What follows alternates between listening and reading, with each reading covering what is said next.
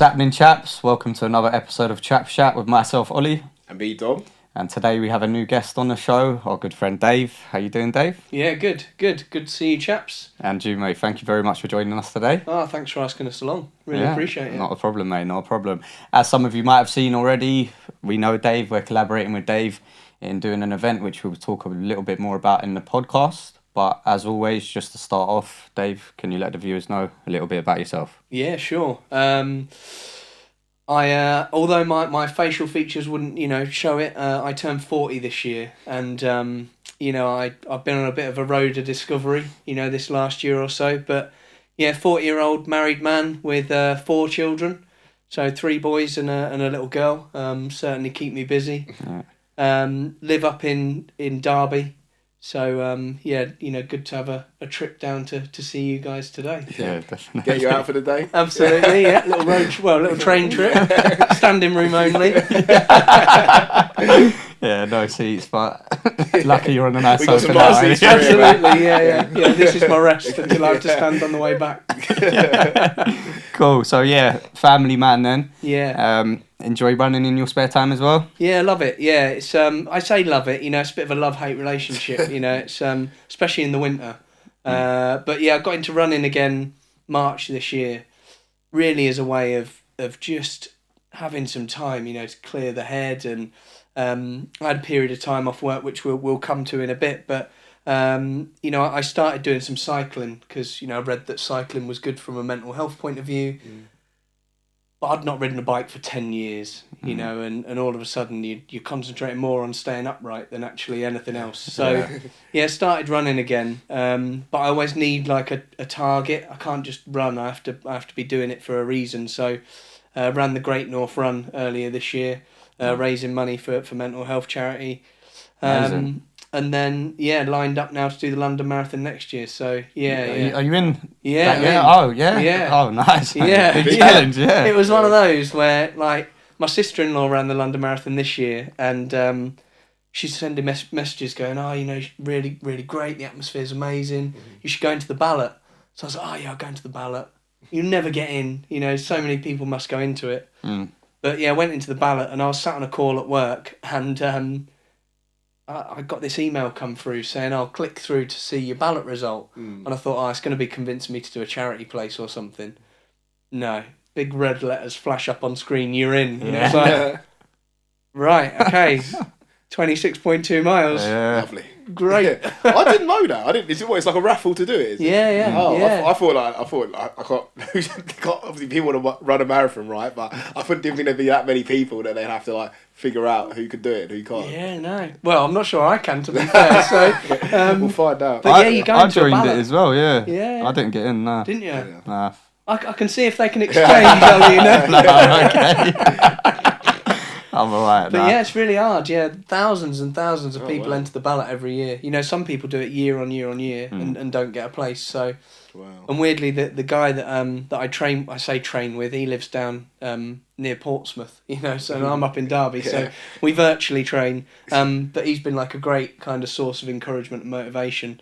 And he got in as well, so we're going to be running it that's together, nice. which is good. Yeah, it makes a difference. Yeah, 100%. A bit of motivation. You can hold each other accountable in the training up to it as Well, Yeah. yeah, absolutely, and there is some of that going. So on the way down today, he was messaging saying, what's the plan for the weekend? What's the running aim? And it's like, I'm not too sure, to be honest. But the last couple of weeks, we've both been kind of egging each other on the Sunday, to get so far done. So it's good to have someone that pushes you along. Gives you that Definitely. motivation.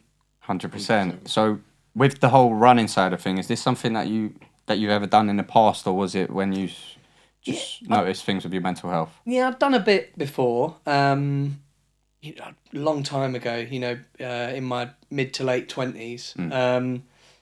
But I was terrible for training. I used to hate the training. I liked the events. I liked getting a little finisher's t-shirt, a little medal, Yeah. But then going out and doing the training, I was dreadful for. So, I'd done things like the Great North Run a couple of times before, but looking back, I never felt like I'd done myself justice, which is why I chose that as the race that I wanted to run this year. And I felt like I'd trained properly this time, and I felt like I'd justified, and earned my Yeah. my finisher's medal, this time around. So yeah, I had done, a bit before, like road running stuff and some of the like obstacle course races and that, in the mud and in the water, more for fun than anything. But this year I got back into it. And yeah, from a mental health point of view, that's been the sole purpose. Obviously fitness wise, it's great. But yeah, just that time to clear your mind. Just have that time away from everything. Shut off from work. The kids coming home from school. Just go out in an evening when they go to bed and just kind of lose yourself a little bit. Let everything go. Yeah, absolutely.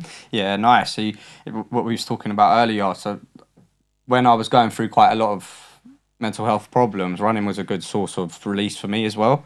I found it better that time, at night time. It's around when we started Chaps Chat, to be fair, actually. I was doing quite a lot of it.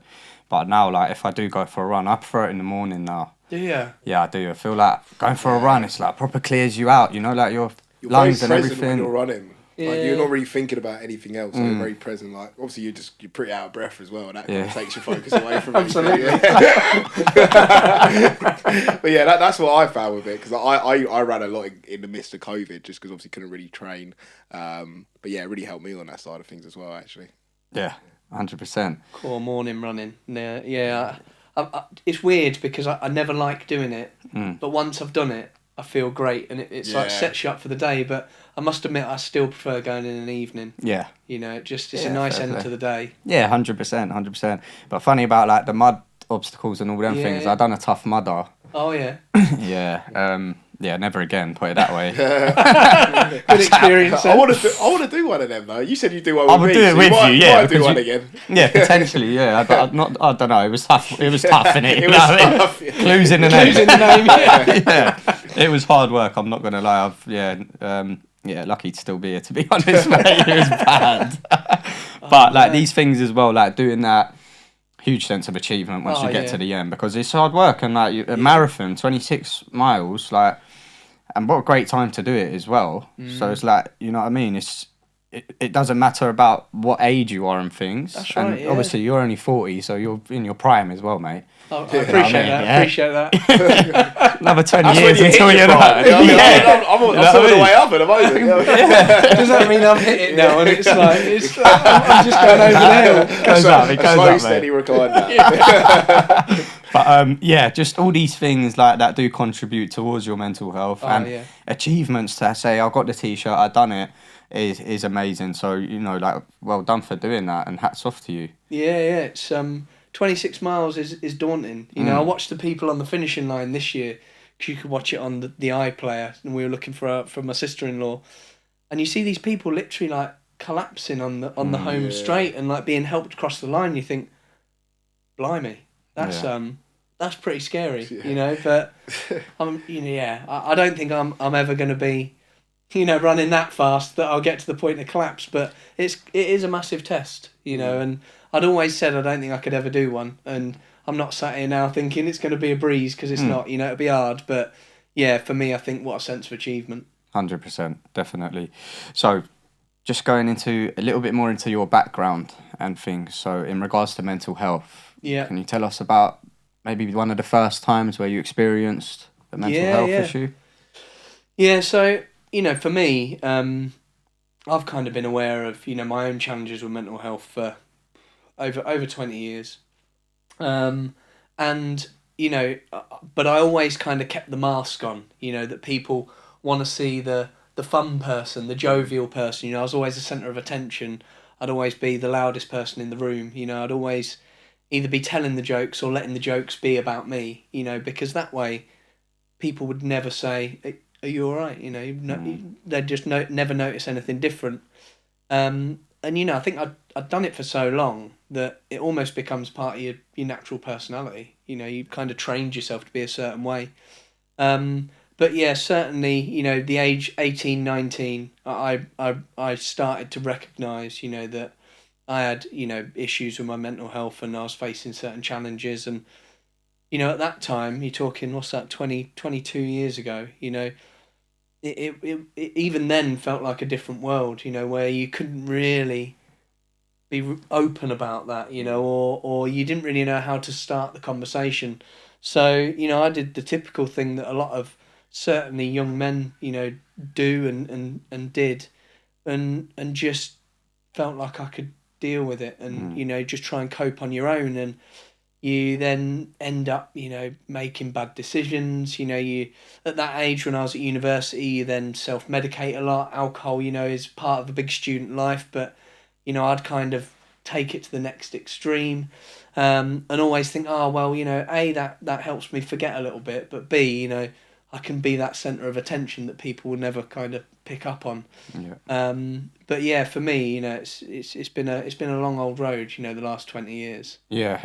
I mean, yeah, as you said, 22 years ago, where mental health was then, obviously I wouldn't have the full awareness of that because we was young at that Yeah. time. But, you know, thinking about it 10 years ago from when I Oh, was 18, 17, 18, it was nothing then. It wasn't what it Yeah. is now. So another additional 10 years onto that, I can only imagine that, you know, don't speak about that stuff, and that's the way it was. That's it. And Yeah. growing up in households where, you know, like Irish families and things, none of that was ever spoken about. It was, No. you know, you toughen up and that's it. That's right. So, you know, it's a long time to go through Yeah. mental health issues without being able to talk about them openly. And as you said, self-medicating them with alcohol and partying and things like Yeah, that. yeah. I've done it. Yeah. Most people who have had mental health issues have done that. Yeah. Because it is an easy block. It's an easy way out at a time. That's right. Yeah. Till that next day, innit? Do you know what I mean? Yeah. That's right, That's yeah. how it goes. I mean, Yeah. because alcohol's a depressant in itself. Massively. So at that time, because obviously, like I said, I've been there as well, and it's like you're enjoying it at that time, but then you're only postponing that for so long, and then when you actually are in that place again, it's generally worse than it was before as well. Absolutely. So that doesn't help. And in you know, now even more so, you know, 20 years ago not so much, but now even more so, you got that feeling when you wake up the next day, but then you've also got like the WhatsApp videos and the messages Yeah. come through of, oh my word, you know, is that what I was doing? And Oh, don't. you know, That's him. That's him taking videos of me when we're out.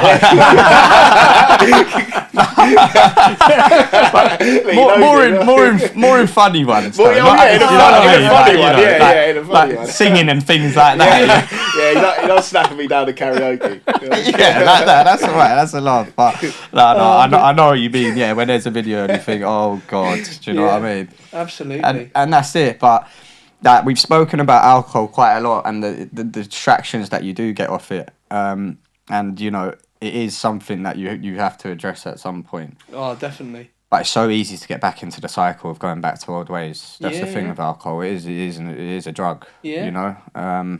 Unfortunately, it's a legal one where Yeah. everyone's got access to it. Absolutely. You know, I made the decision coming up to 90 days ago now, as we sit today, to stop drinking. 90 days. Yeah. Amazing. Well done. And I didn't start with the view of I'm not going to drink, Mm. but I read a book called The Alcohol Experiment, and the aim is that you read a chapter a day, and it's for 30 days. So basically, you don't drink for 30 days, and it's not designed to stop you drinking.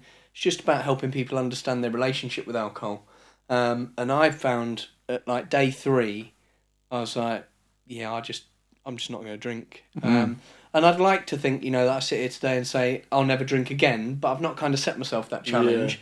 I'm just kind of saying today, do you know what, I don't fancy a drink today, Yeah. and doing it that way. You know, because it gets you to do different activities, like you know, right at the beginning, it get you to list down what are the reasons that you drink and what are the reasons that you shouldn't, you know, or that you don't like about it. And actually, the list of the reasons that I didn't like was like 3 times Yeah. longer than the reasons of why I did. Yeah. You know, and it's it's for me, you know, it really opened my eyes to a lot of things, and you know, I've felt great since. It's moved me onto sugar, so like I eat boatloads of chocolate now. But you know, it's but yeah, you know, that for me was a lifestyle choice that, you know, it felt right at the time. Yeah, I done it last year. I think last year I done 3-4 months of no alcohol, and it was needed for me at that point in my life because Yeah. alcohol was such a big thing in my life. But I've always had problems with alcohol. I'll be open and honest to say Yeah. that. Like as we said, like alcohol's an easy route out and it blocks a lot of things. So it is always like an easy turn to essentially because it is always going to be there and it's so accessible to have. Yeah. That's the problem with it. But when I did stop drinking last year, as you said, like the change in your mind, your body, the things that you want to do, a lot of things change. You're not interested in going to the pub on a Saturday and things. You'd rather go for a coffee and a walk and things like this. Yeah. And that's like trying to live a normal life, you know, without having the alcohol in it. But I still struggled with alcohol. I do come into bits and bobs with it in certain stages. But this is what it's all about. It's about, you know, being open to say these things. Okay, Absolutely. cool. You know what I mean? We don't sit here, and I don't sit here on anything that we post and say, you know, we're the perfect example of who you should be. Absolutely. It's not what Chaps Chat is about. No. It's about, okay, everyone can come here and we can all talk about the things that we need to improve on, the things we have improved on, and just general talk about how we're feeling. Absolutely. That shared experience is key, you know, and I think from an alcohol point of view, you know, I'd never say that I was dependent on alcohol, because I certainly wasn't ever, you know, to that stage. But for me, you know, I feel like I've probably got quite an addictive personality, you know, and, you know, I'd go, if there was a night out coming up, or if we had a friend's wedding or something like that, I'd almost be pre-planning ahead of time how that day was going to go. Oh yeah. You know, and you know, and that's, to be fair, one of the main reasons I decided, you know, I'm going to stop drinking, because we had a friend's wedding earlier this year, and you know, right from 9 o'clock in the morning, you know, in the car on the way there, I was like, right then, lads, gin and tonic, and you know, the ringleader to kind of get it started, and then the next day you see the WhatsApp videos, and you're like, oh my word, what am I doing with half my clothes off? And what is that chair doing? You know, you're just like, oh my word, you know, it's a painful experience, but you do sit there and you go, Dave, you're 40 years old now. You know, you got 4 children. You've had plenty of, you know, party days and nights out and stuff like that. Time to just go, do you know what? I don't need to be doing that anymore. And that's been part of the journey for me. You know, the part of recognising that being open and honest about my mental health is really key. You know, I was always really worried about how people would be, whether they'd, you know, think differently of me, judge me. But actually, you know, all my really close friends, you know, and I think it is stuff like this that tells you who your really close friends are. You know, that they've been brilliant the whole way. You know, really, really good. You know, to the point where I've got a couple of friends now, even like going through the 30-day thing with the alcohol book. You know, not with a view of giving up drinking. You know, but just going, do you know what? Actually, yeah.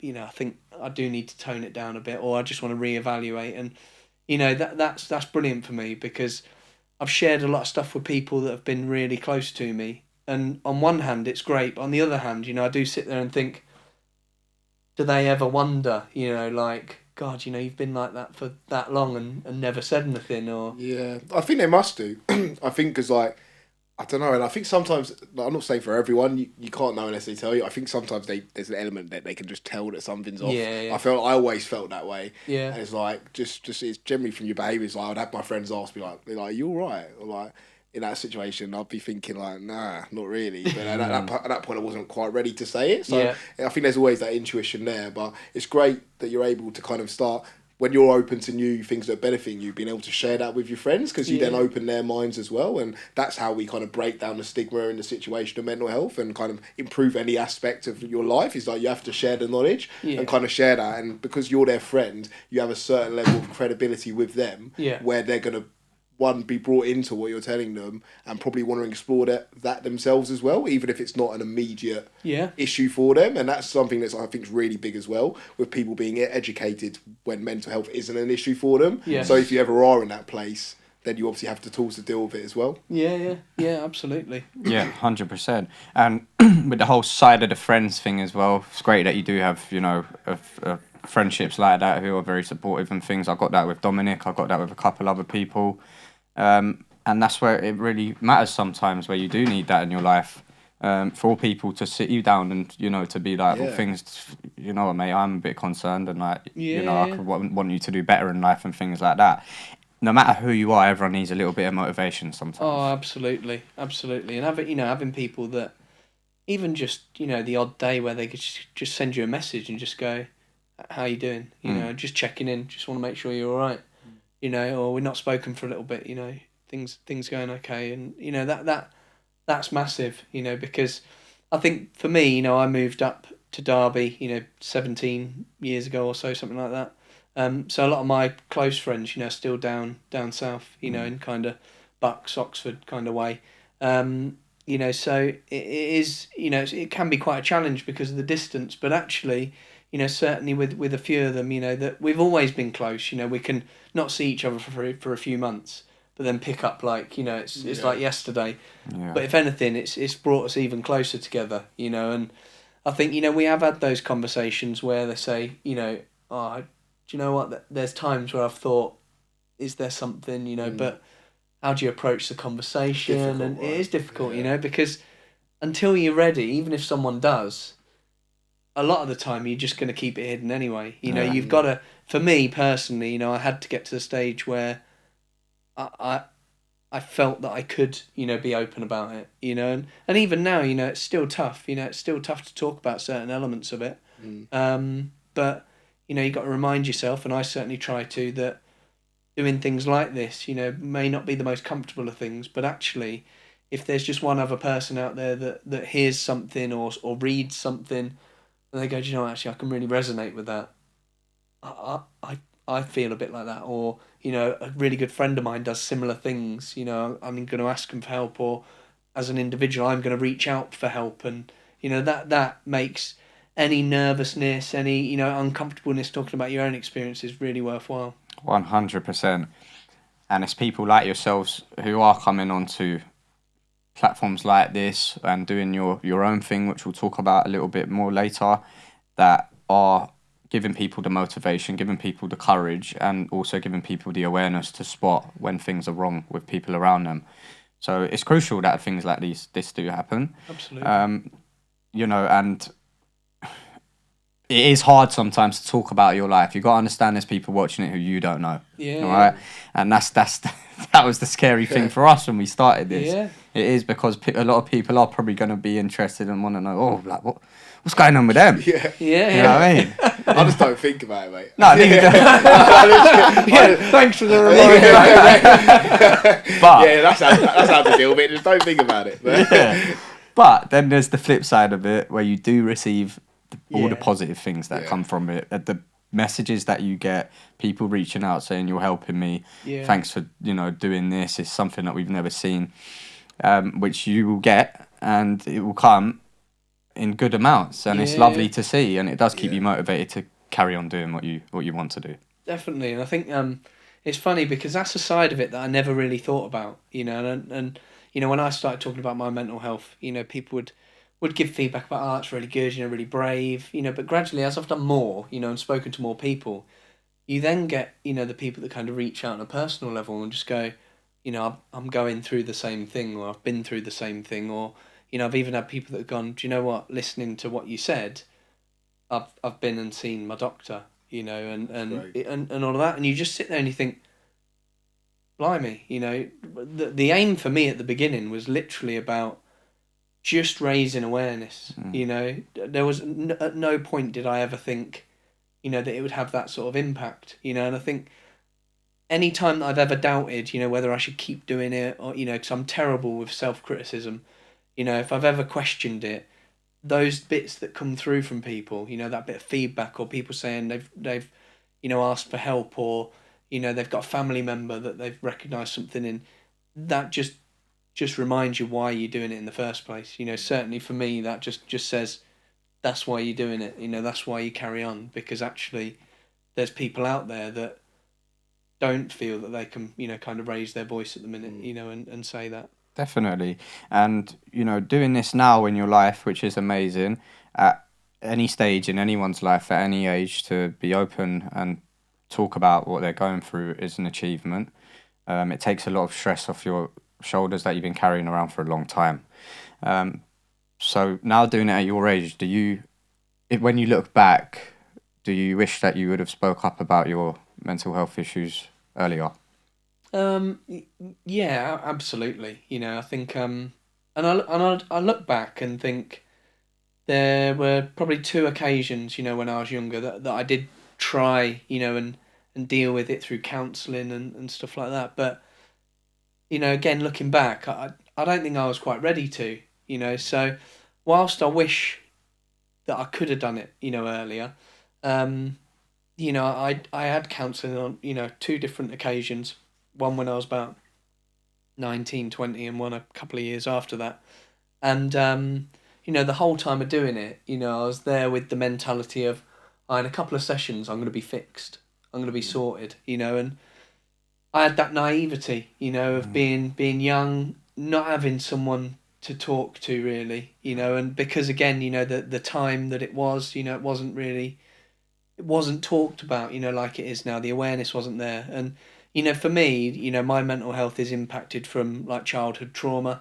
And, whilst my kind of formative years, it didn't really play a massive part. Not that I think, but actually when I got to teenage years and the back end of that, I look back now and can see, certain things I did, decisions I made, were impacted by that, Yeah. And so, yeah, I'd have loved to because, you look back and you look at some of the decisions you make in life and you think, whilst all those decisions have led me to here, this road now, there's been a lot of pain, on that road, for me, for other people. And you just kind of think, if I could have done something earlier, what would it have been like? And, I'm a big believer at the minute on reflecting back. I think I used to be terrible for dwelling. I'd sit and dwell on stuff that's happened and go, oh my, but you can't change it. But I think it's really important to reflect and reflect back and go, right, what worked, what didn't work, what could I do differently, and then focus forward.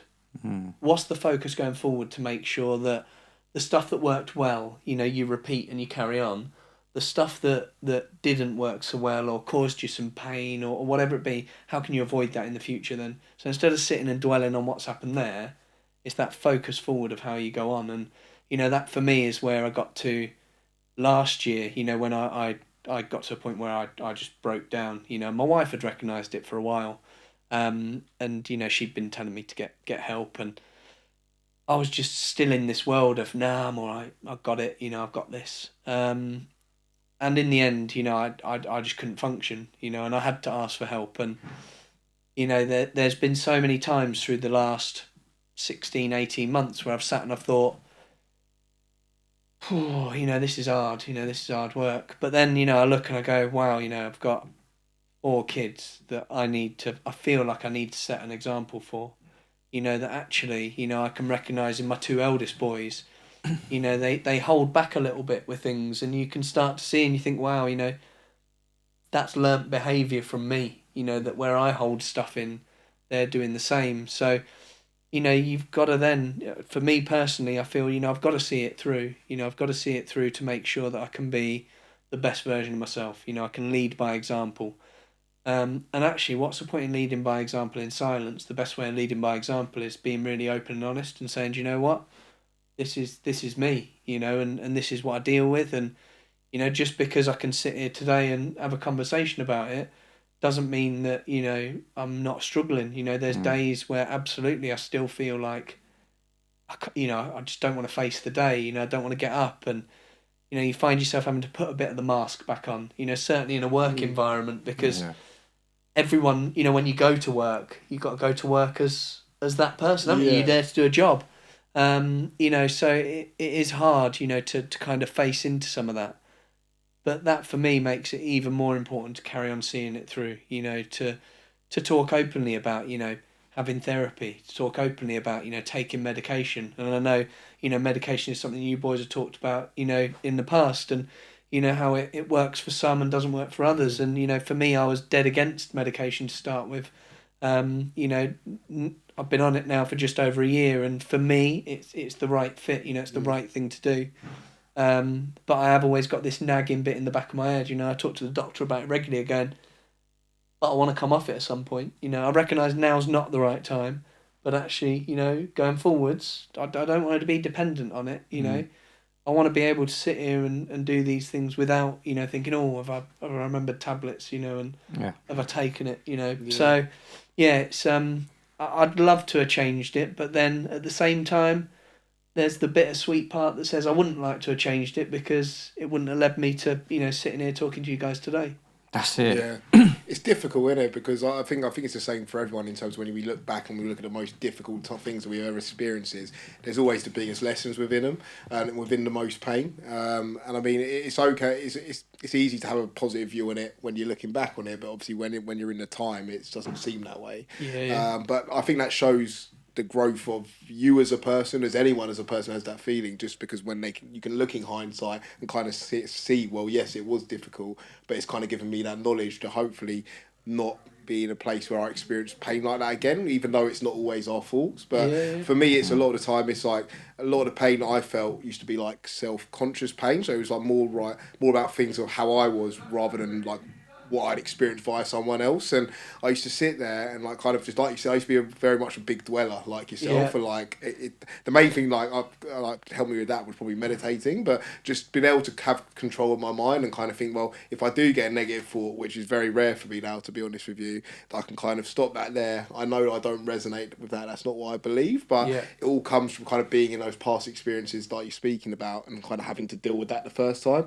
It's like the only thing you deal with the first time is never the time you're best at it, right? That's right, yeah, absolutely. And, I'm so similar, in the fact of, for me it was always self-criticism, self-doubt, doubting my own abilities, struggling with self-confidence, which is ironic because, like at work and stuff, people have got this perception that, I'm really confident and, because I can present, people are like, oh, you're really confident and stuff, and it's, it's not, every time I present anything, I sit there and I question the whole way through, has that come across in the right way? What does that look like?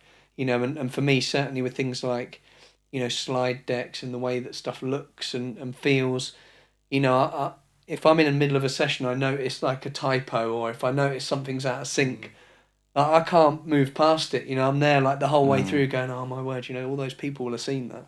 The reality is probably no one has noticed it. Yeah. But I'm there like going, oh, my word. And, I'm so self-critical, it's unreal. When you put yourself, yeah. But sometimes, like you just said there, when you put yourself in the other shoes of people and you think, when I'm in that place, I'm not saying like, obviously when I'm in training and stuff, I listen. Do you know what I mean? But like, if anyone's watching, honest, honesty is our only policy here. But it's like, it's like I think, well, no, I don't pick those little things up. Yeah. So it's like even when I just sit there with anxiety, right, and I'd be sitting there, and inside I'd be like, yeah. You know what I mean? And then I think like I never noticed that. I know I'm not the only one dealing with that. Like on a train is a good place when a packed train. You can see. So I used to have it really bad on the trains because it was really cramped, and I felt like you had to look directly at someone, which used to eat me up. Oh, it's horrible. Like, now I make a point of it to kind of sit there and just not look straight at people, but just do it. I love you. Just to sit there, just so I know, so I can kind of put myself through that and know I can do it now. If that makes sense, but. It used to eat me up. I used to think, I never see anyone else looking at anyone else or reacting that way. So it probably is just me on the inside. And that actually used to give me a bit of comfort. Just to be able to think, well, it's quite unlikely that I'm that special, that everyone's looking at me to see what's going on with me. Like, if I'm sitting on a train in a good way. You do have that, though. You do have that feeling, where you think definitely. All eyes are on you, Oh, definitely you have that. But this is kind of what, like, maybe combat that, if that makes sense, just because I really like when a lot of like anxiety, definitely I think when you bring a lot of logic into situations with anxiety, it helps a lot, specifically just even like the logic of like the things you think, but that used to be a big one for me. It's tough. It is tough. Anxiety I've suffered with for God knows how long. The trains were the worst. Same with you. I've sort of like built on it, which is all right, because now I just have that in my head that no one cares. No one's actually looking. Do you know what I mean? Yeah. Obviously, unless there's something to look at. If I've got a tea stain down me or something. You know what I mean? Maybe, but... I thought you meant...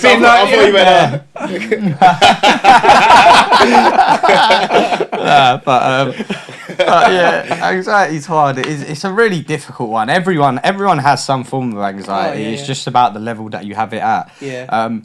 And it's hard to control, especially when you first get it and it comes in waves and they're strong. They are very overpowering. It makes you feel like really uncomfortable and it's horrible. I just want to lock myself away. Yeah. That's how I felt before.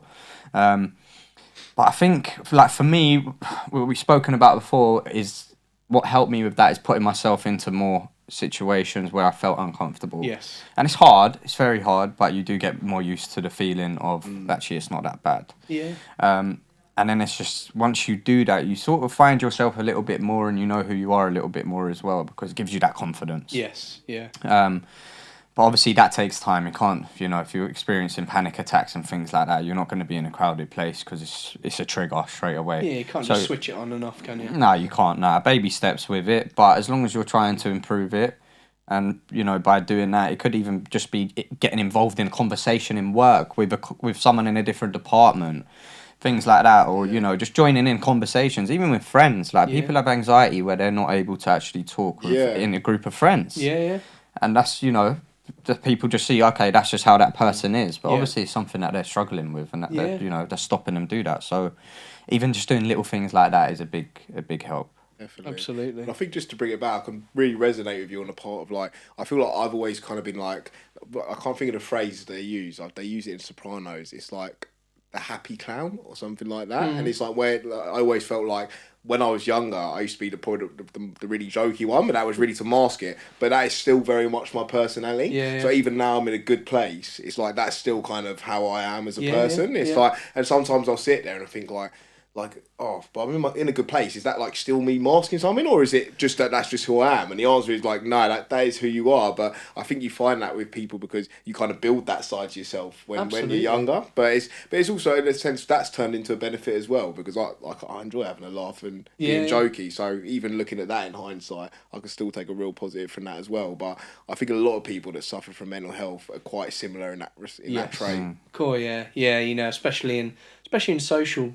situations, whether that's in a group of friends, going through school or college, or, when you then go into work and, social nights out, the easiest thing to do, to hide if you're struggling is to do that, is to, be loud, to make the jokes or be the joke, because it diverts it away, because people will always remember who was really quiet rather than who was really loud. And you're right, I sit there and even, a lot of days, I sit and I go, God, am I just saying that because I'm like, I feel like I have to say it, or actually, I think what it is that because I've done it for that long, that is actually who I am, that is my personality, because, on the flip side of that, I can be the grumpiest person in the world, but I'm always quite comfortable in my own skin in that way, so, I joke with my wife about it that, we can have people come round, to the house, and if I'm not in a great mood, I'll literally go and sit in another room, and it doesn't mean that's nothing against those people or who's round, but that's just me kind of going, I'm in my own house. Do you know what? I'm not feeling it today. I'm not going to put on a show. I'm going to take myself away from it. Because again, what you don't want is you don't want people then going, what's up with you, or you don't seem yourself, and so I always find that interesting. When people say, oh, you don't seem yourself, or I was thinking that when you said you're not your normal self. You're just like, well, what is that? And I get that a lot with work, where people are, we're in team meetings and stuff like that, where, generally I will try and bring the fun, and when I was off work last year, I remember someone saying, oh, do you know what, team meetings haven't been the same without you. And you kind of like, that's almost like the expectation. I mean, it's not, because people know, I was quite open with people when I went back to work of what I was off with. But there is that little bit in your head that goes, oh, remember, you got to have that smile, and remember, you got to be funny, or you got to try to be. And it's like what you just said there, it's the expectation. Yeah. I think that word in itself is just such a massive thing when it comes to mental health, because like even now, like like I said, I'm in a good place, but then some days you wake up and it's like it's not just me, it's the world. It's like I can't be arsed today. Yeah. It's like life's quite overwhelming for everyone. Like everyone's got a lot to deliver on. You've got a lot that you're thinking about the future. You want to deliver on. That's why it's kind of easy just to focus on what you're doing right now. Yeah. But that is just quite overwhelming in itself. So I think even without being a place where, like us three here, people who have suffered from mental health in different aspects, I think just even in an everyday sense, people just think like, do you know what? Some days there's just days you just can't turn up, Yeah. or you just whether that's for work, for the gym, for football that you're playing on the weekend. It doesn't matter what it is, but there's just always going to be some times with that. And do you know what? Like, that's okay. Do you know what I mean? It's not okay if it's like, if every day after day you're not turning up for the things that you want to do for yourself, because that means you're not in the place where you're actually actioning what you want to do, which I've been in, and obviously happily not in that place now. But if it's just a day and you think, do you know what, today I just need a rest, and that's the best thing for you, then it's all about doing that. But it's also about normalising that type of conversation, because it's almost like we live in a world of like who can do the most is almost the best, and that just constantly drives this sense of competition between everyone, which is just like a construct. Like, we're not really competing with each other in terms of anything. Do you know what I mean? Well, you see that across social media, don't you? You know, where people have got to be seen to have the nice cars and the nice holidays and stuff like that, and you just, you know, is that you know, you just got to be true to you. You know, you just got to be comfortable with who you are. Yeah. You know, and there's so much pressure on people. It feels like, you know, today to be a certain way, or to look a certain way, or, you know, to go to certain places, or, you know, to have certain career paths, and, you know, you forget about the impact that has on people, you know, in the back, because, you know, you cut yourself, you break a bone, you can visibly see it. You know, things like, you know, the hate that people put on social media, the way that people feel they have to turn up all the time, what they put themselves through. You don't realise what that does to people behind the eyes. Yeah, you know, you're getting cortisol go through your body to get. Yeah, that's like, there's so much people are stressed. They don't know they're stressed, and that's it. That happening throughout your life can be so effective to just your health. Like, stress is one of the biggest causes of a lot of different health issues. And it's like even something like someone might be wake up and think, I've got to go to work today, and they might think, I really can't be bothered, and that's a stress release, and it releases chemicals into your body that are having the same impact on your body as in you're in a really stressed state, and you're not. But you're right, it is kind of like there is a lot to answer to these days. It's like, you got to think, what's the first thing you got to do when you wake up on a Monday? Well, you need to put yourself in a good place. You need to get to work. That's right. You know what I mean? You'll be working till Friday, and then we'll let you go then, and then that's your own time. Or but like for yourself, like obviously you've got responsibilities outside of yourself. You've got to deal with, as a lot of people have. So after that, there's not a lot of time left for yourself to actually sit there and think, well, how am I? That's right. Do you know what I mean? Which presents, like, if you haven't got the time to do that, then that's obviously gonna, I don't know, it could be in a place where you're not identifying whether you feel good or not, or that's not having the chance. You're just storing it up as well, aren't you? Yeah. You know, you're just filling the bucket up. Again, you keep using these words, which keep sparking things in my head. Not pre-planned. I'm gonna go. Do you know what I was thinking? You know when Shane was on, right? We had Shane on, who basically does solution focus therapy, and he mentioned the stress bucket, and he was like, he used like the analogy, I think it was of a glass of water, and he said everyone's just getting their bucket filled up throughout the day, and they never empty it. That's right. And it's like, but just to bring a bit more context on that, you might be filling it up throughout the week, then you get to the weekend, okay, cool, down the pub, you're out Friday, Saturday, Sunday, whatever, and then you back it again, but you haven't emptied that stress bucket, and it's even heavier now. Yeah. But it's like, what's the way to do that? Like, if you said that to someone normally, they'd be like, how do you empty your stress bucket? And they'd be thinking, what? I don't know how to do that. Like, I was the same before, like, speaking to Shane and kind of finding out a bit about that. So I'll definitely recommend anyone to take a look at Shane's page, which is tagged on the last video, if you'd like to find out more about that area solution focused therapy. But yeah, I think that's just like such a common thing for everyone in the world now, where there's just so many different stresses. Even it could be from sitting at home watching the news. That's probably going to stress you out. Oh, absolutely. Which is why I don't watch it. Yeah, that's why I don't watch it, to be honest with you. But yeah, it's difficult at the moment. I mean, like, what's the best way to go about, I guess, just de-stressing things as a whole? Like, that's a question. Don't know if that's a word. Definitely a question. De-stressing. De-stressing. I don't know. I think the prime example there for you is doing your run in the evening. Yeah. That's your emptying your bucket time. Yeah, absolutely. As Dom said, like, I think a lot of people have different ways. For some people, it's getting back home watching a series, like just chilling out, like things like that, or people going to the gym or being around family. There's so many other things, but it's just about what you're actually tailored to, isn't it? That's right. But it's about finding that as well. It's finding what works for you as an individual, isn't it? You know, and there's loads of great information out there, you know, and that's one of the things that I always struggled with. There's loads of generic information, like exercise is good. Well, exercise might not be good for you, you know. Yes, it is in general terms, but for you as an individual, exercise may cause you even more stress. You know, the thought of going to a gym and working out in front of other people can cause, you know, you to have that level of anxiety yourself. Definitely causes anxiety. I think for the first time when you start going, I remember it like I would just it's like you just think obviously you don't really might not know how to do things. You know what I mean? Drop one of the dumbbells, you know, on your leg, that reverberates around on your toe. You know, you just got to hold it. Style it out. The unipain inside. But no, it's easy. It was stressful. I remember that first time. It was stressful for me. Yeah. But then, like, obviously, when you get into the swing of things, yes, and then it's kind of like Ollie said earlier, putting yourself in uncomfortable situations definitely does make you grow, but don't want to put yourself in such an uncomfortable situation that it's detrimental to you. No, there's obviously that balance to it as well. So yeah, it is difficult. I mean, for me, it probably definitely is the gym. I think that helps a bit, and reading and meditation as well. Because I think like just anything that makes you, and do you know what I take from all three of those? That they just all make you very present. So you're not focusing on anything else when you're doing those three things. And I think that's a big thing. But I also think just doing what you enjoy. I saw a stat the other day, and it said I'll say 80 because I know it was slightly higher than that, but I can't remember the exact number. It was saying that 80% of people in England or the UK don't want to work in the jobs that they do. That's where the stress is going to start, isn't it?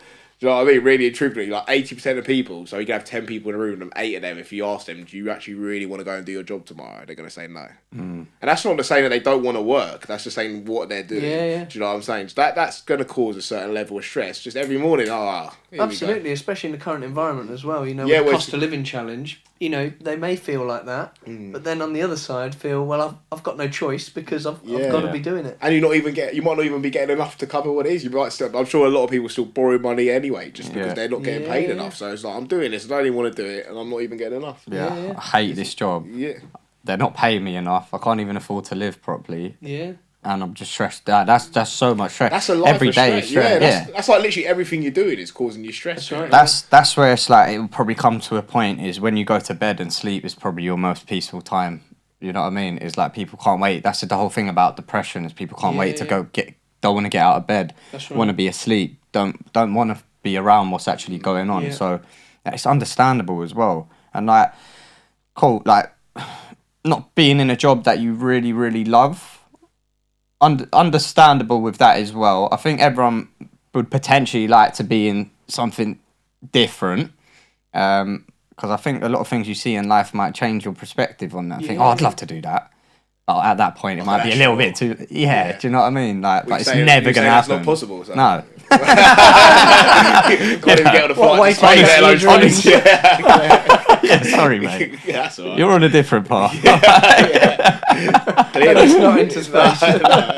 Maybe if we're paying to get there one day. I won't get onto space anyway. You know what But speaking about the whole work thing and the stress in it, you said earlier is when you took some time off work, you come back into work, and or you was open about your situation at the time. How did you perceive the support from your work? You know, it's support from work is massive. You know, for me, I've worked for the same business for almost 16 years, and having time off last year was just alien. You know, I just immediately felt guilty, felt like I was letting people down, and I even tried to go back to work after 4 weeks. And I remember going and like working from home on the Monday, getting to the end of the day and thinking, oh my God, I'm knackered. How am I gonna do that again tomorrow? I thought, I know, you know, I'll go into the office, you know, that way, you know, I'm surrounded by people and stuff. And, you know, got through the first hour or so.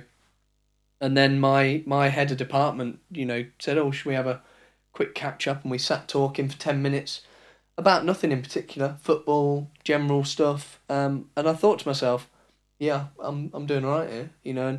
And he simply asked me a question, and he just went, you know, you've not been all right recently, have you? And I didn't know how to answer it, you know.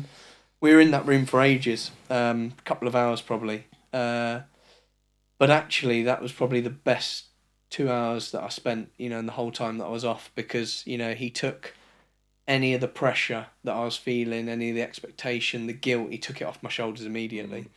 You know, and we the whole time I was off, and for a good period of time, even when I came back to work, we met on a weekly, fortnightly basis just to go and have a coffee. The conversation was never about when are you coming back to work. That to me was massive because, ultimately I know I've got to come back to work at some point. But then if someone that's off with depression, anxiety, mental health related illness, and you've got someone sat there going, when do you think you're going to be coming back? That just adds to it, Yeah. So having that removed was massive. And I had 3 months off in the end. And then when I went back, they did some great stuff in terms of amending my workload. Let me kind of have, if I had therapy in the morning, say, right, don't be logging on before your therapy, have your therapy, take some time to reflect, dial on, after that, so you got that time to kind of build yourself up. Certainly when you're first going to therapy, and you're starting to really open up and tackle some stuff that you've bottled away for a long time, having that time to build yourself up for it and then reflect afterwards as well is really important. So they were absolutely brilliant. The one thing I felt that I missed, and not necessarily from work, but just in general, was I needed something relatable. I needed something tangible that I could go, it's not just me. I still felt very much like, it's me, and I'm male, and I should be perceived as being a certain way, and we had great support structures in terms of employee assistance programs, occupational health, stuff like that. But I needed something that wasn't generic information. I needed something, where I could go, yeah, I'm going through that, or an element of that.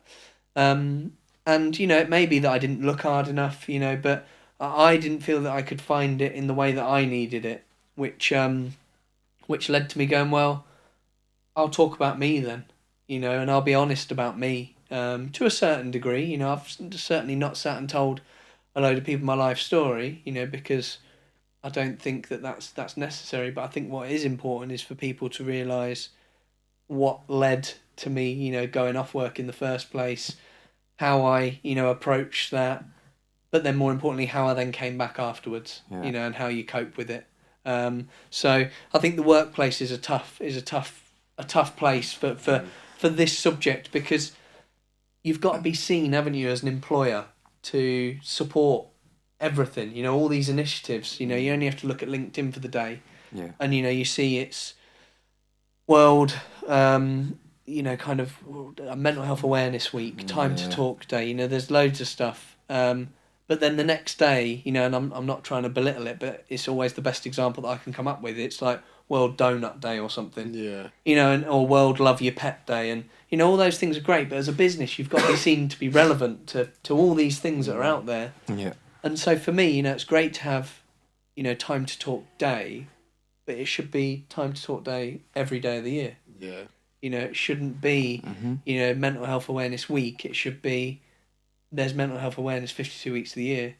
And I think that for me is the big challenge. And I read a stat a few weeks ago, and I'll see if I can remember the percentage of it, but I might go to a round number, to be safe, to be fair. If it's 5 and up, you round up. Okay. So I think it was 69%, so I'll say 70% to be safe. Right? Hope you're right. Yeah, now I've gone above.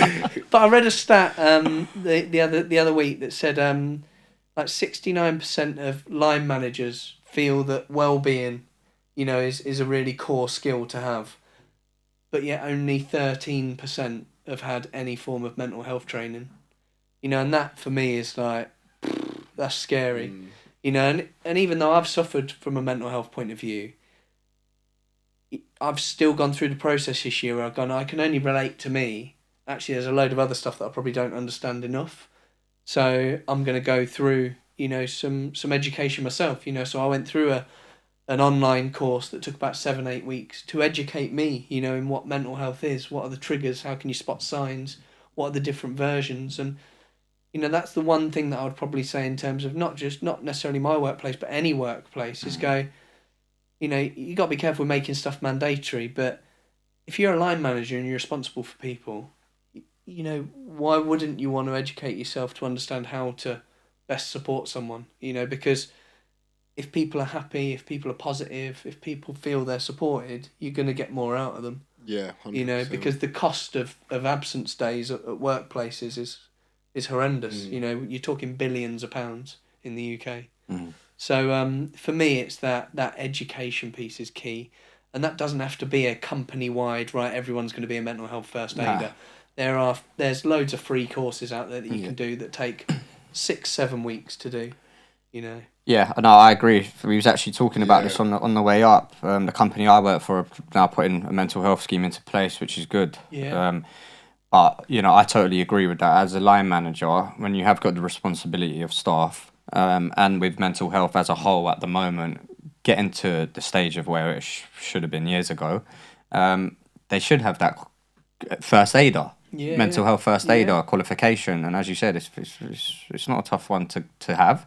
It's very easy to put in place, and of course, it gives confidence to the staff who are under the manager to know that they actually have that qualification, which puts a little spark in their head. Shit, if I am actually going through something, I can go and talk to that person. Yeah. You know what I mean? Because not everyone has that sort of benefit of having a manager who is very on a level and very personal with his staff. Yeah. Luckily I do. My manager's like that. We can go and talk about things outside of work, how we're feeling and things. The relationship is good there. Yeah. But as I say, not everyone does have that. So I totally agree that should be something that should be enforced into the workplace. Definitely. Not everyone has to have it, as you said. No. It could be one person in one office. Yeah. That's it. As long as there's someone there who can then talk about the situation with the person, recognise what's happening, then make a decision on whether that needs to go further up to HR, and then potentially onto further additional support is how the structure, I believe, should be. Yeah, I couldn't agree more. It's if I look back, at the times when I've led a team of people, there's times where I think, people have come to me and, deep down I've known that I'm struggling myself, but just because you're struggling doesn't mean you naturally know how to deal with it, or how to best help someone else. So I wish that, I'd have had the access or the knowledge to go and kind of educate myself a little bit better there. And I think the importance of it as well is, whilst, there should be that bit from a line manager point of view, businesses then need to understand that the line manager themselves, need to be supported. Because actually, hearing what, you don't know what someone's going to say, someone could be really honest. And in some respects, that's some real deep information. 100%. And as a line manager, you got to take that home. You'd like to talk about switching off, so there needs to be that support on both sides. So definitely. For me, that's absolutely massive. 100%. I think for me, I've had real conversation with some of my managers, and it's just the level of it's a different level of respect, but it's just a new type of respect I'll have for them when you've had that conversation with them. And it's like anything. It's like when you've given something to someone else and they've almost exchanged with you, then you're almost a bit brought into each other.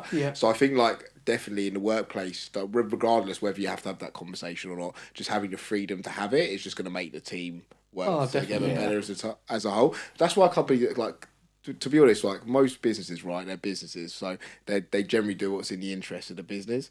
And why do you think well-being is such a big thing now? Because it makes people work better and businesses earn more money. 100%. It's like there's a massive thing around diversity and inclusion. Because there's a lot of talent that's not being utilised, and that's going to earn business. Don't get there's an element of people who are implementing it. And obviously, they're doing it for the right reasons. I'm not saying it's all just about money, but it's a good thing that I guess both sides are incentivised now to do that. Absolutely. And hopefully that can make everything a bit better on that side. Yeah, I just think for me it's actually quite mind blowing as to if you do own a company and you want your company to do well, right? And you want people who are working for you to want to come into work to do well and to make money for themselves as well in the back of making you money, right? So everyone's happy.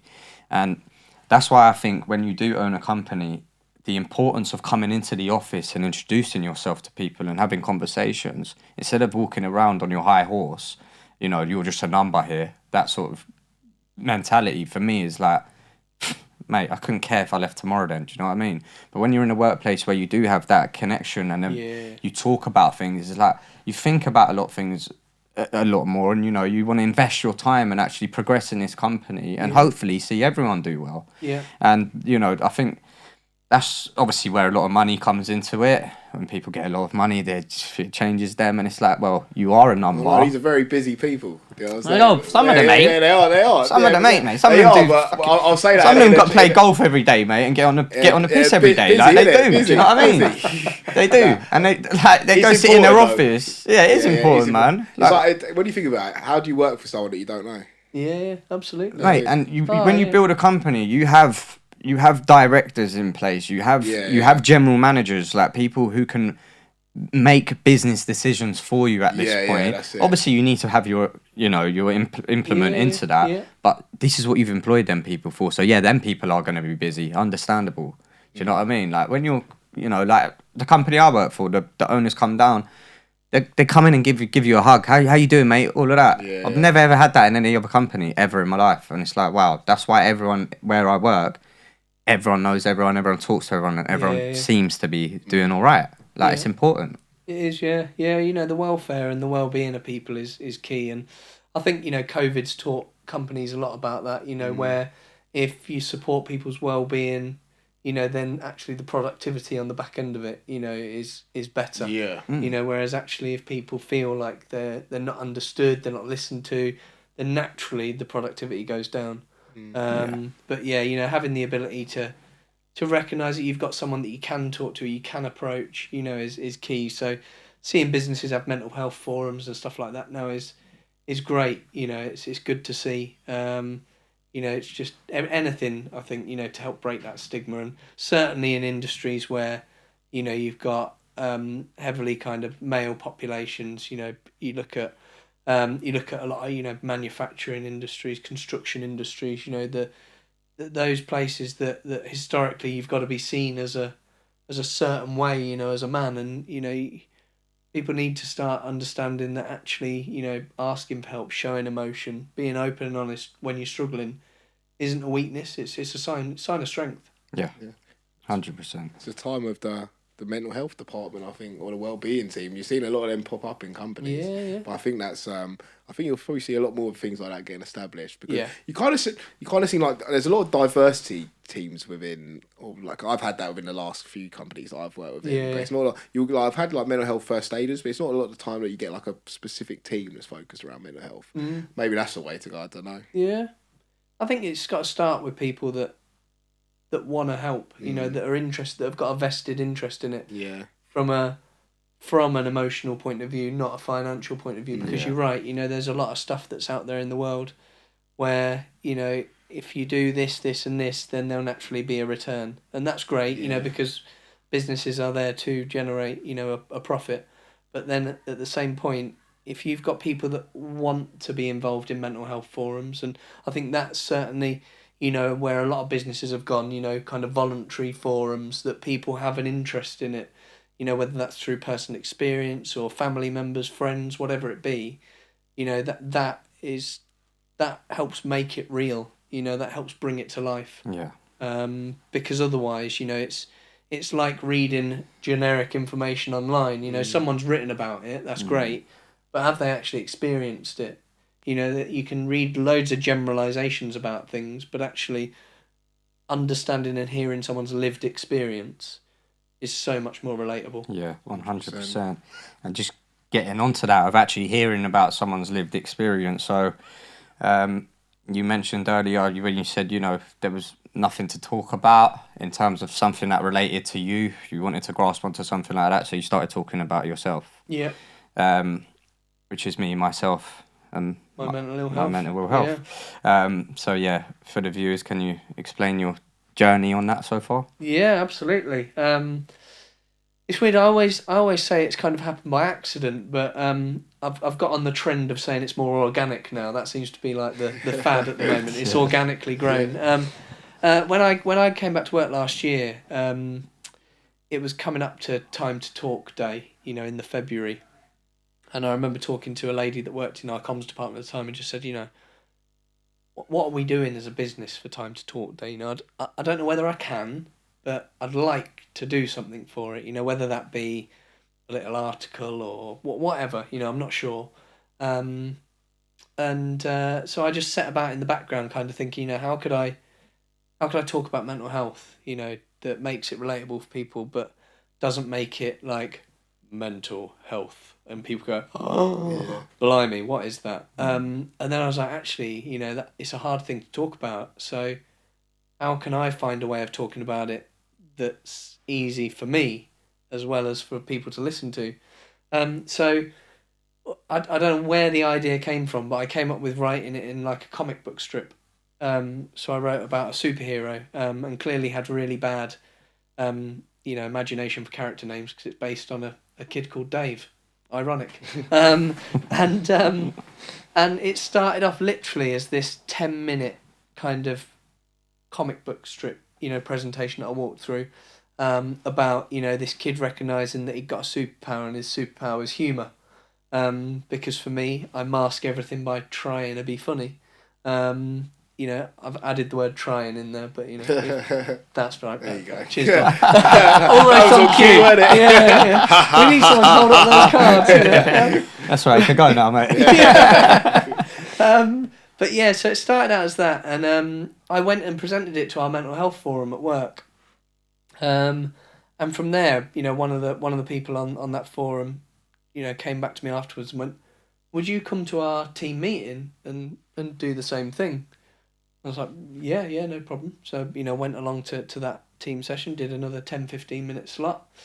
And then it just seemed to grow from there. I've never actively, until recently, kind of tried to push. Or it's always been people coming to me and saying, could you come along to this or could you come along to that?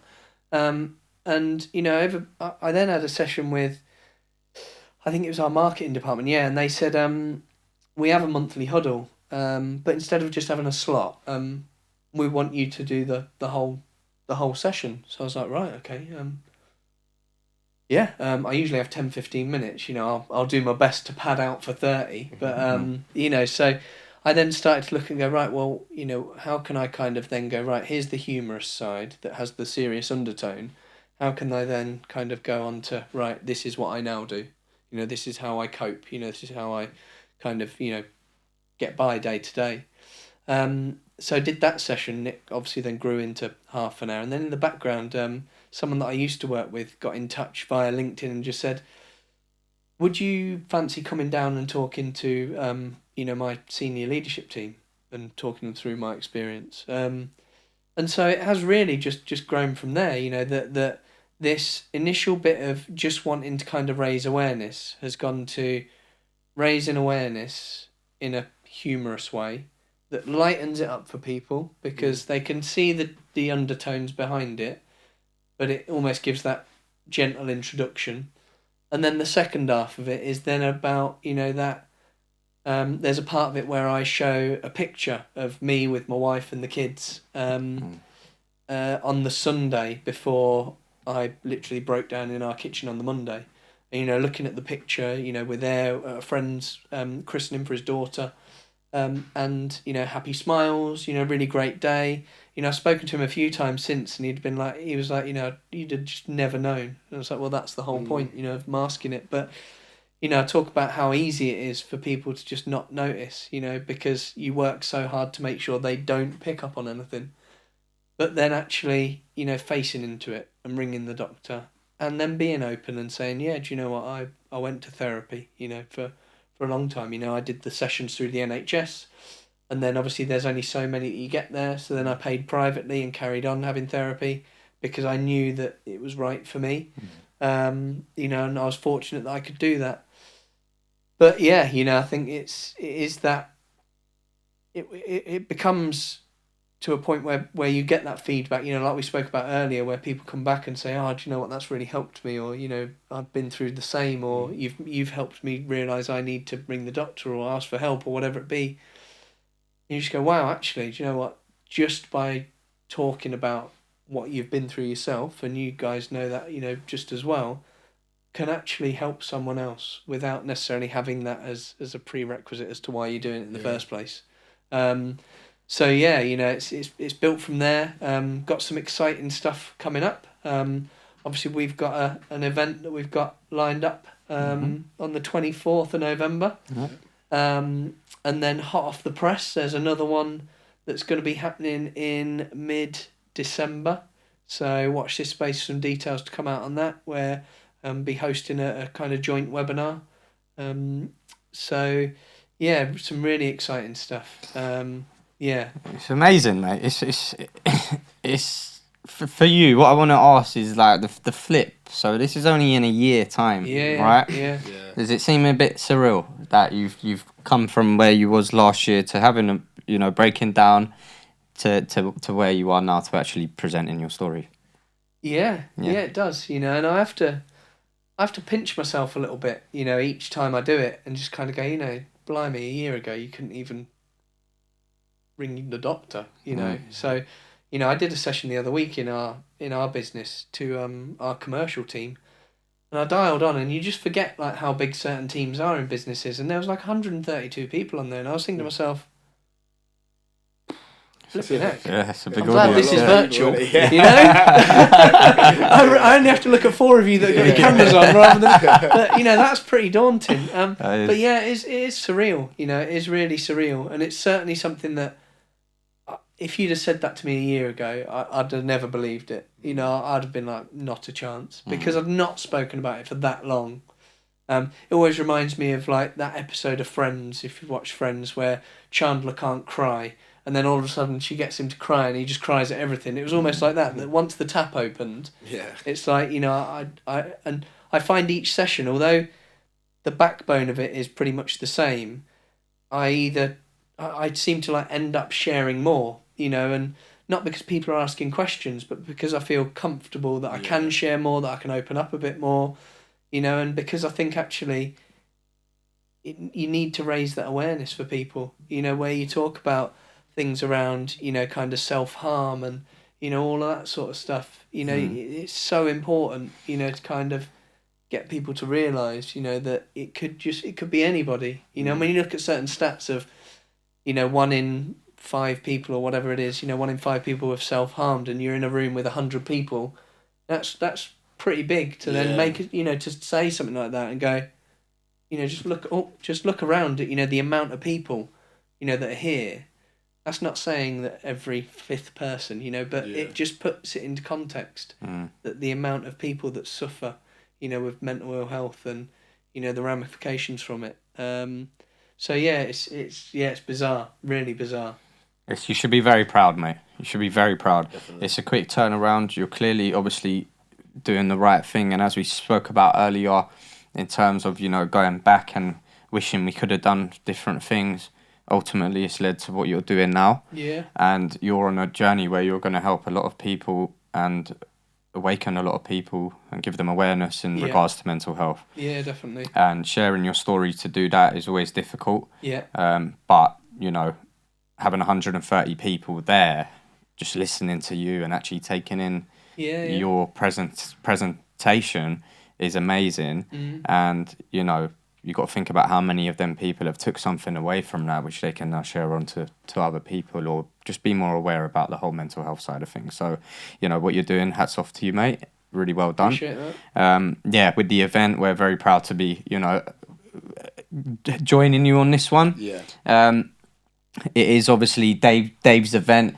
It's for you guys to see what me and Dom have seen already.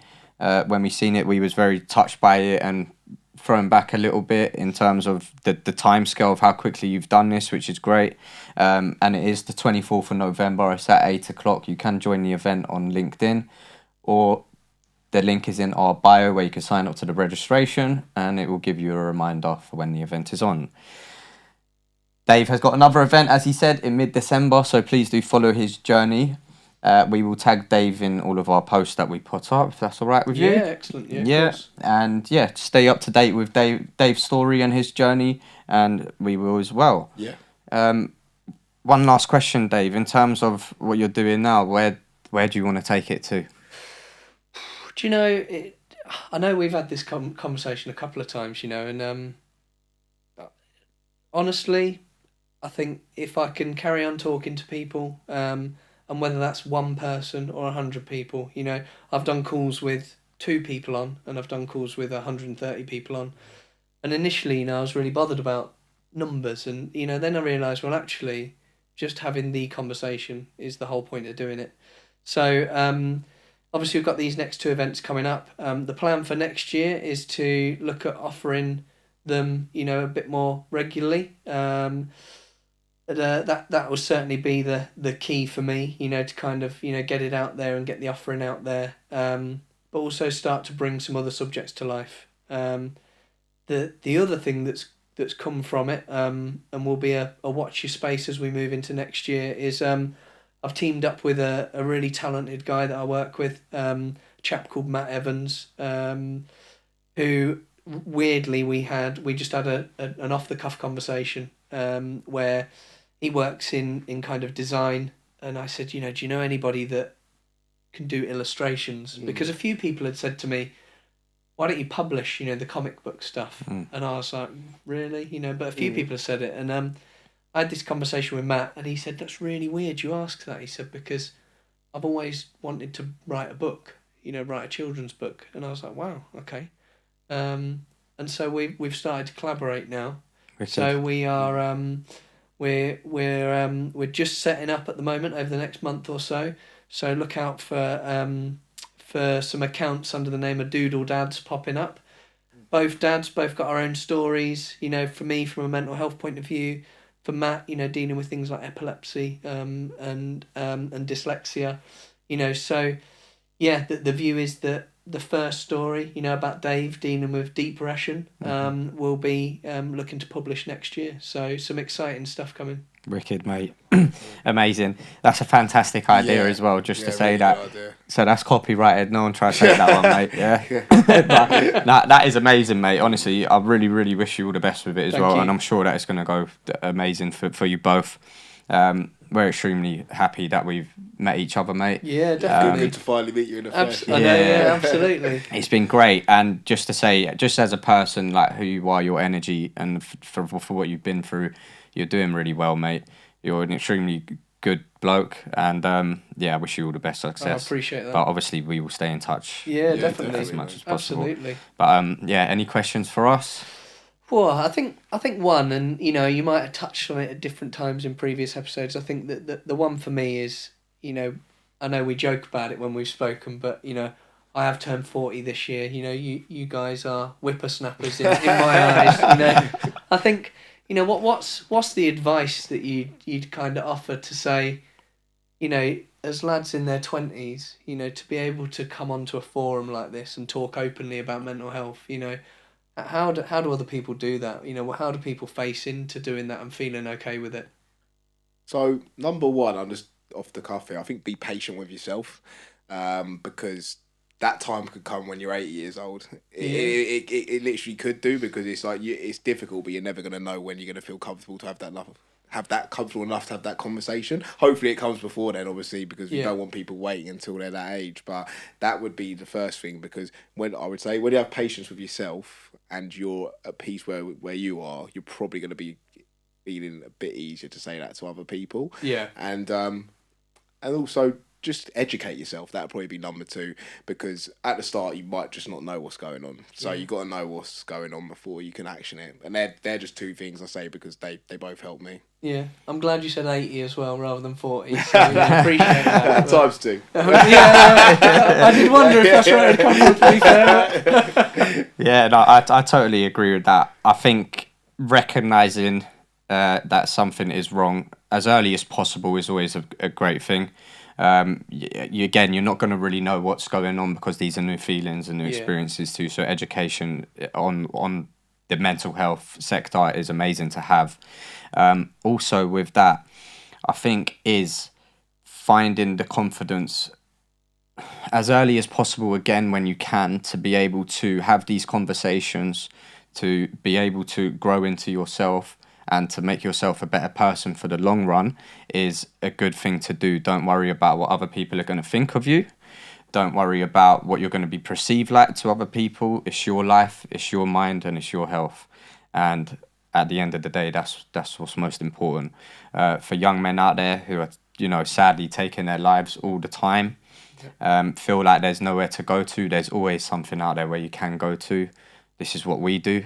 We're here all the time. We're available to talk to people.